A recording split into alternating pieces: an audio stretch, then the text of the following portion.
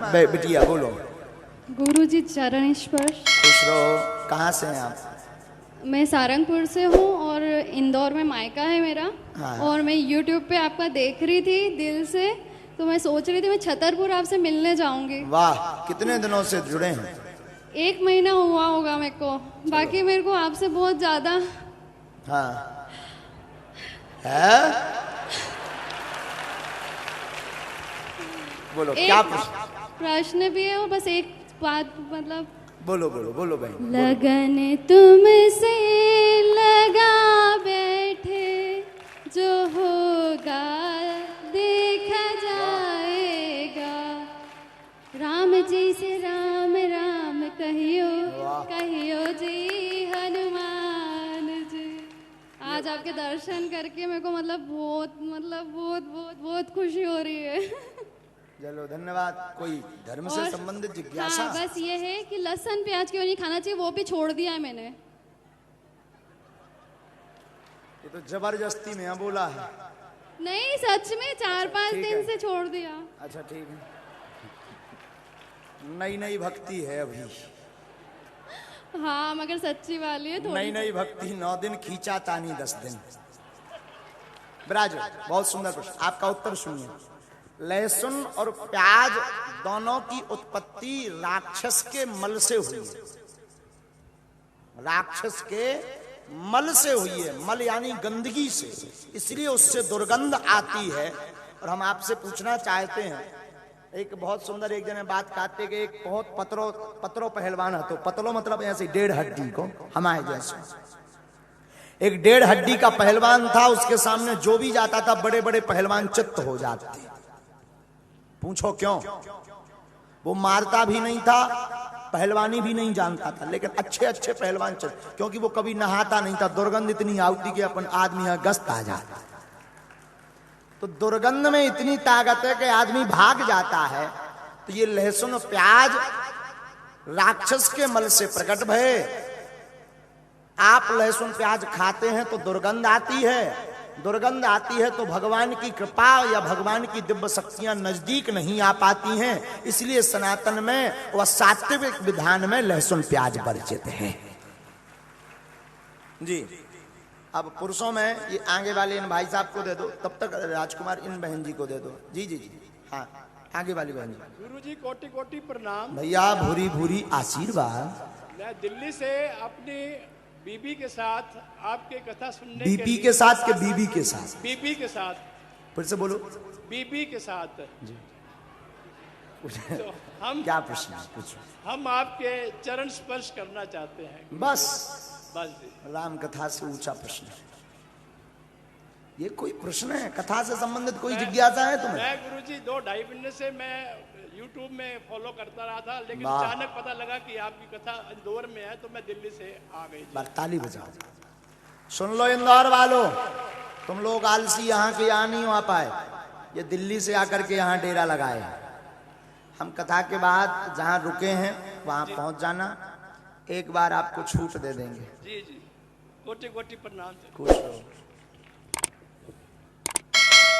जी। कथा से संबंधित प्रश्न करना। ठीक है। बागेश्वर सरकार की जय हो। आपकी जय। हाँ, मैं ये पूछना चाहती हूँ पंडित जी कि अभी जो कोरोना काल आया था उसमें बहुत से लोगों की जो मृत्यु हुई है, तो उसमें मेरे ससुर भी एक्सपायर हो गए थे। तो जो क्रियाक्रम ठीक से नहीं हो पाया है, जो 13 दिन घर में पूजन पाठ जो होती है, तो वो सुख शांति नहीं हो पाई है, तो उसके लिए अपन ऐसा कौन सा उपाय करें जो अपने को ऐसा लगे कि अपने को शांति मिले और मोक्ष को प्राप्त हो गए? बहुत सुंदर प्रश्न।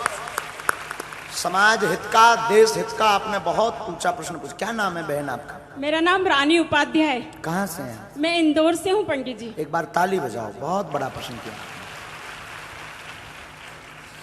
कोरोना काल में जो शरीर दिवंगत हुए हैं देव योग के कारण, और ऐसी परिस्थिति में जो क्रियाक्रम नहीं कर पाए, तो शास्त्र में वर्णन आया है कि भूलवश कोई बाहर मर जाए और उसका बाद में पता लगे या बाद में ध्यान आवे तो 1 वर्ष के अंतर्गत कभी भी उसी विधि अनुसार जो है सूतक का निषेध कर लेना चाहिए, उस विधान को कर लेना चाहिए, जिससे सूतक मिट भी जाता है, मन का मलाल भी हट जाता है और जो दिवंगत आत्मा है उस आत्मा की तृप्ति भी होती है। बहुत अच्छा लगा, क्योंकि ये क्वेश्चन मेरे हस्बैंड ने बोला था कि आज जरूर पूछ के आना। बहुत सुंदर प्रश्न, ये आप जवाब उनको भेज दीजिएगा, इनको कुर्ता वालों को दे दीजिए।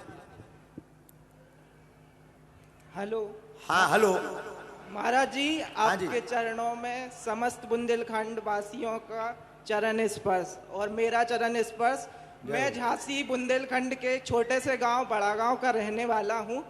मैं पहले कथा नहीं सुनता था, लेकिन आपसे 1 महीने से जुड़ा हूं। डेली आपसे मिलने के लिए तरस रहा हूं। आज आपने धनुष यज्ञ सुनाया है। मैं बचपन में 10 साल की उम्र में एक पाठ करता था जो लक्ष्मण जी का है। वो मुझे पाठ की 10 लाइन याद आ रही हैं। अगर आप आज्ञा करें तो मैं आपके चरणों में प्रस्तुत करूं। अपने चरणों में करो।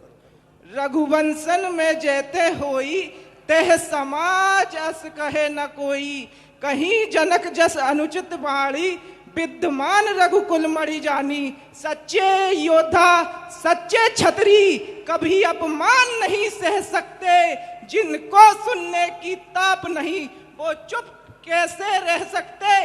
रघुवंशी वीरों के होते ऐसा भी सदा कहे कोई, जैसी उल्टी सीधी बाड़ी मिथिलाधिराज ने आज कही।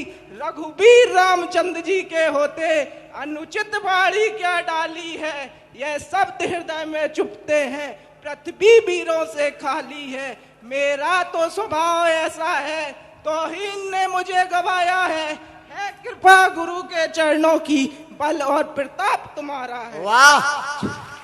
जल को थल कर दूं, थल को जल कर दूं, तोड़ ले आऊं चांद सितारों को, सुरमे की तरह पीस पास डालूं पृथ्वी और पहाड़ों को। मेरा तो स्वभाव ही ऐसा है, तौहीन ने मुझे गवाया है कृपा गुरु के चरणों की, बल और प्रताप तुम्हारा है। सुनऊ राम रघुवंश मणि रघुनंदन रघुवीर, इन अपमानों ने किया मुझको आधीर। जय जय श्री राम, जय जय श्री राम। बहुत बहुत धन्यवाद।